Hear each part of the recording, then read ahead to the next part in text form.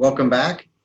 So I wanted to go over the next part of the application here. We're talking about waste reduction and recycling and the strategies that a business can use to implement those. So I'm going to take you through a little bit of a presentation and kind of show you that application again like we did in the previous module.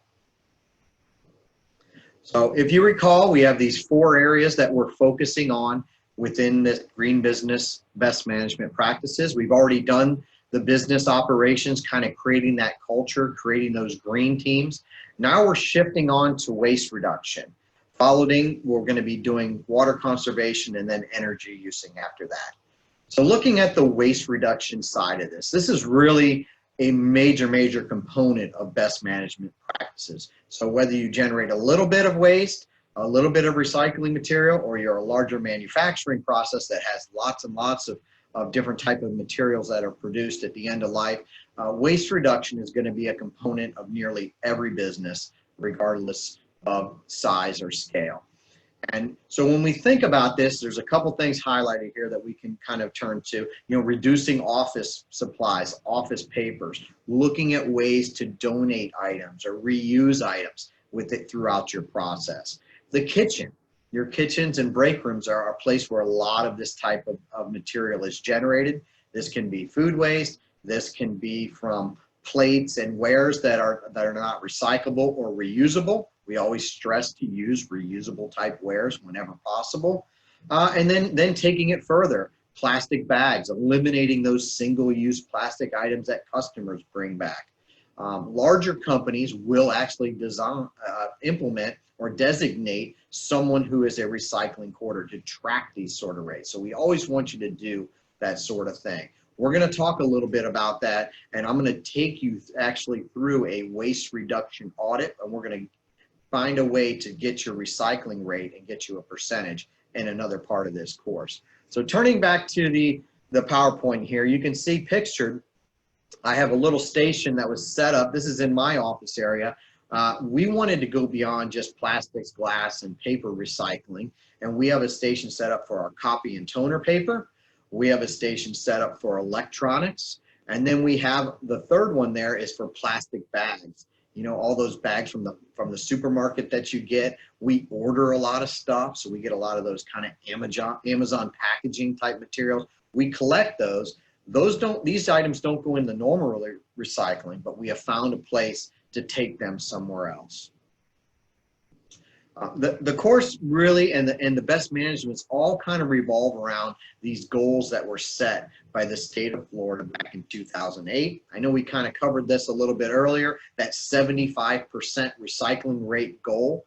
Statewide, we're at 51%. Sarasota County, where I'm located, is at a little over 50%. A lot of material is organic in nature. We know a lot of this material is food waste, right? And so as a business, we want to try to mirror that. We want to try to improve our recycling rates and really try to get towards that zero waste goal, which is a 90+% diversion from the landfill. So looking at Sarasota County here, we have just under 30,000 commercial units. All of them are required to comply with county ordinance that has mandatory landfill and recycling. So you have to have your trash set up and the recycling. And that's a big thing for all our businesses here. So check your local standards business-wide of what you're required. Different municipalities, different counties are going to have different regulations in place. So very important to kind of look at that. And then just some data, 506, almost 507 thousand tons of waste is produced by our businesses in the county. Over half of that is recycled, for a business recycling rate of 59%. And that makes sense. It costs less for a business to do recycling and look for alternatives than it is to throw away. So as a business, anytime you can pull things out of the waste stream and recycle them, reuse them in various ways, it's going to be beneficial. So let's turn to the online application here. Let me drop it in here and scale it up a little bit bigger. And we call it solid waste standard. It's the second part, and it's what you're going to fill out at the end of this unit here. It'll look a little bit different, but all the questions will be the same. First thing we want to ask, have you completed an assessment of the waste that you generate at your business? Maybe you've done this, maybe you have not. So if you've gone through and kind of calculated your recycling rate, then you can say that you did that. If you haven't, this is something that we can help you with, and there's actually a calculator built into the resources that you can go through and through the process as well. Also, have you developed an effective recycling program for your business? And this is not just for your customers that come in, but also for the back of the house, what you're doing with your employees. So very important, you know, track the amount of waste you produce and then create an effective program. And so you just kind of select here, yeah, we're doing this, we're doing a good job, or it's not overly effective. We need to improve on that. And just like the previous application, we want you to check all the materials that you are currently recycling. So you may be doing aluminum cans. Cardboard is something a lot of businesses collect. There's value in cardboard.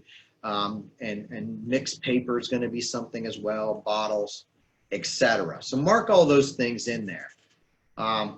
Additionally, you might be collecting some other items that aren't really listed there, and you're certainly welcome to add those in there. And if you remember, I had that picture of that station set up at our business to collect additional items beyond the traditional recycling. And ours was set up at our office. I do electronics. I also collect food waste because we have a compost and vermiculture area outside. Might be something that you could set up to collect that in a freezer. Someone could take that home and compost it. Light bulbs might be something that would be very easy for you to do. I know a lot of businesses collect pallets and people come by and pick those up to reuse. We also do printer cartridges and things like that. So look through there. We also do the single-use plastic. So those are some of the things that we do. Think about items that you produce, and that doing that waste reduction, that audit will help you see, wow, I'm producing all this excess item.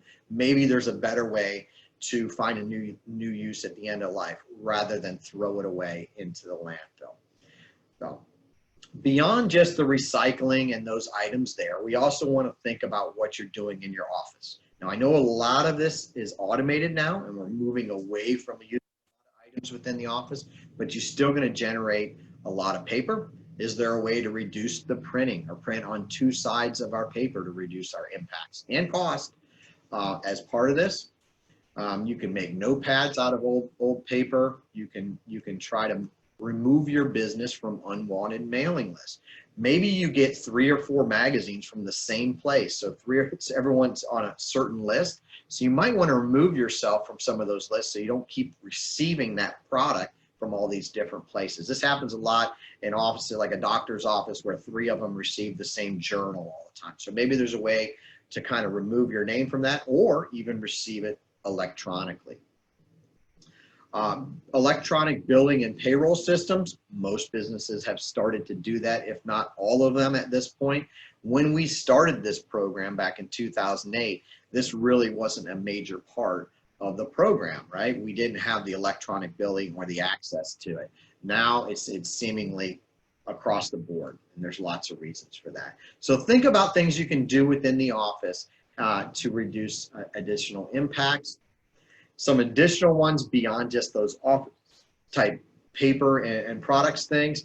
You know, when you're ordering stuff from a supply chain, select products with the least amount of packaging or have recyclable type content. Maybe purchase things in bulk or develop some sort of environmentally preferred purchasing policy.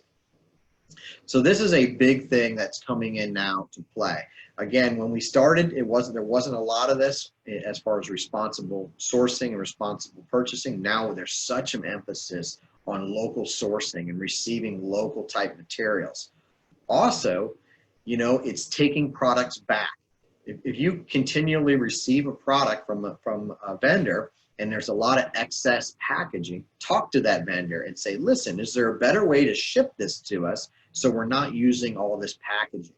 We see this a lot with businesses now. There's a lot of reusable type totes or crates that they bring the stuff in, and they're able to return those. It's a big part of that supply chain. So think about that as a way to really reduce impacts, and it will have a tremendous impact keeping things out of the landfill. Maintaining storage areas correctly to reduce potential damages. And then kind of lastly, I just want to talk about paints and solvents and green cleaning type items. You know, try to move away from those hazardous or toxic materials and find a safer, more environmentally friendly product to replace it. Talk to your cleaning crews. Say, hey, can we not use that kind of intense project? It has a lot of smell that impacts our air quality here. Can we move to something a little bit better? And a lot of times they're willing to do that as well. So that's kind of the idea of the waste reduction. If you have any other items, think about that as you go through. And then the last section is just kind of along that purchasing, right? Set up an internal program to reuse your office materials. Participate in a waste exchange with other businesses. And then try to purchase those reusable type items. One that I always like to point out when I visit businesses: donate unwanted items to other organizations. We see this a lot in our hotels and restaurants with excess food or the bottles that are left over from a hotel room, donating them to shelters and places in need. So that's a big one. Some of my students just put this in this last quarter. Encourage staff to bring their own reusable containers for food and drinks, mugs, etc. That's an easy thing to do to reduce that kind of break room and all those materials that go into the trash related to that. So that'll conclude the waste reduction section. Next up, we're going to take a look at the water conservation standards. But if you have any questions or want to go through some of these things, please feel free to email me at rpen@ufl.edu.